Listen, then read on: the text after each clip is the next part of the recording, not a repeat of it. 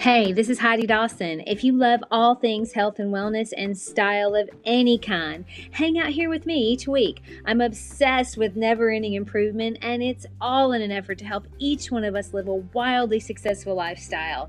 Subscribe today so you don't miss a thing. Hi, guys. Welcome to episode 533 of the Wildly Successful Lifestyle Podcast. You are awesome for being here. I know self-improvement is not for everybody, even though everybody needs it, in my humble opinion. But the fact that you guys just keep showing up every week, it totally inspires me to keep going. So thank you for listening and also following the show and giving me a 5-star review. I love seeing them, and it also helps the podcast reach more people. And you can do that by clicking on the 3 little dots in the top right corner. Thank you in advance. You are definitely the best. Okay, so I read something totally wild this week. Big food companies are scrambling to dodge the Ozempic wave, meaning they're actually trying to tweak their ingredients so that everyone stays hooked to their food. I mean, even though as a country, we are definitely trying to get healthy. We need to get healthy. It's desperate, actually, that we get healthy. So are they just cruel? Maybe they are. Are they evil? I don't think so. I think they're just chasing their bottom line. But what it did tell me and what hit me really hard is that temporary fixes like a shot or a pill, they're just that. They're temporary. Discipline is where the real game is, and it's on us to build it. No one is handing it to us. I wish they would. But why can't we just have it? Because life is messy, right? For instance, I'm heading to my parents this week, and I know my mom's going to cook amazing food, and some of it's going to be filled with sugar. Hopefully not, but probably. And it makes her really happy to cook for us, and I love seeing her happy. But the plan that I have for myself right now does not include a lot of sugar. And I'm also only eating in an 8-hour window, so I'm fasting the other 16 hours in the day. And it's been going really well, but one visit to my parents could totally derail it. We all have these trigger points, don't we? Like places or habits that tempt to get us off track. I mean, it's no problem when I'm home, but it's not so easy at my mom and dad's. And I'm certainly not skipping a visit home just because I don't want to eat a certain way. So how do I enjoy them and stay true to me? So I talked about this new meditation I've been doing called The Way. It's an app, but this morning during the meditation, the guide had us create feelings of desire for a food that we love and to see how that feels and where we feel it in our body. So you probably can recognize the feeling, like your heart races, maybe your mouth waters, you get a little giddy at the thought of whatever you're craving. I mean, those are familiar feelings to people who have cravings, which is everybody. We just crave different things. Well, during that meditation, I realized when you're craving something, that's really all you can see, and it's all you can feel until you've answered that craving. But what this meditation also helped me see is that there's an awareness of the craving that is separate from the craving. And that awareness is actually our higher self. It's always there. That awareness is who I really am. I'm not the craving. I'm the awareness of the craving. Have you ever thought about that?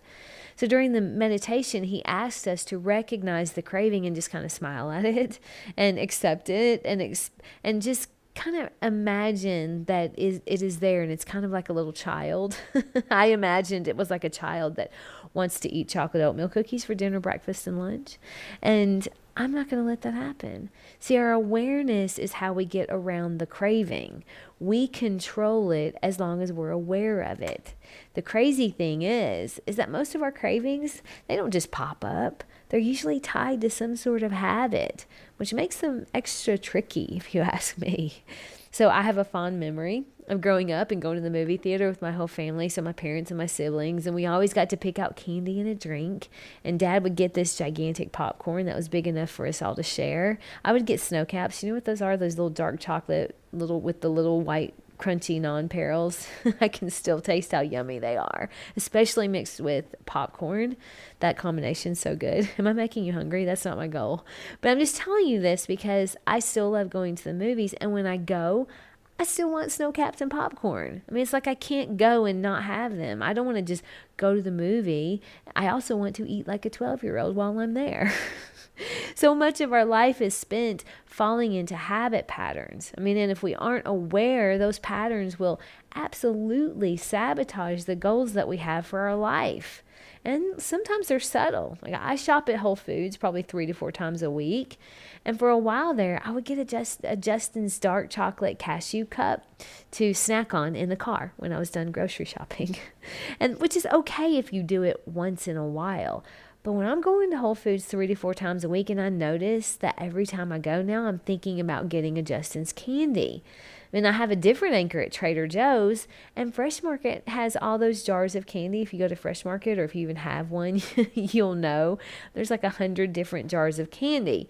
So one time after sushi, we grabbed Dutch mints from Fresh Market out of those little jars. And now every time I go to that sushi restaurant, I want to go to Fresh Market and get those Dutch mints. You can ask my husband. He's usually the one that has to run in to grab them for me. It's these little habits here and there that on their own wouldn't completely sabotage, but altogether, there's no way they're going to allow me to be the version of me that I want to be. So I mentioned to my trainer, Kevin, about the cravings that I had been having, and he suggested making sure that I keep a better snack option with me at all times. So in the car if I'm going to the grocery store, or a healthier snack if I'm going to the movies. I mean, basically giving my inner child a better option, which actually worked. I did this last week, and it actually helped me. So what is it for you? Like, what's tripping you up? Is it that extra sugar in the coffee that you've grown accustomed to, or that drink they make just right at that favorite restaurant you like to go to? Maybe the ever-changing seasonal scone at your morning coffee shop. These are the little habits that kind of sneak under the radar, and we think they're harmless until we notice that our pants are just a little bit snug and we didn't get them out of the dryer, if you know what I mean. Like, they're snug because you've put on a couple inches. But here's the thing for me. I just noticed I got sloppy. And noticing it is the first step. I mean, it's that awareness. Because if you think about it, you are not the craving. You are the awareness of the craving. So that means you are watching you all the time. And the more you're aware of it, the more you start to listen. It's that little voice saying, you really don't need that extra drink, or I thought we said we weren't eating dessert. That's the awareness I'm talking about. It's always there, and it's always with you.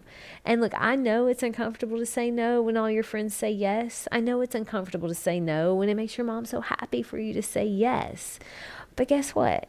It's also uncomfortable when my jeans are too tight.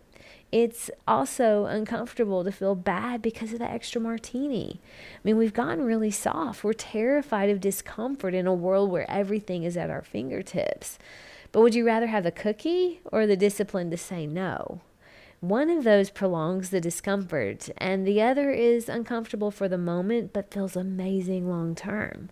And discipline begets discipline. Just the small action of planning ahead actually builds the momentum to do it again. So saying no to my mom's dessert or planning ahead for the movie theater seems less daunting because I've already done it once.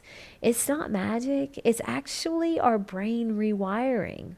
Habits are proven to get stickier over time, so we want to make sure the habits that we're building are making us better.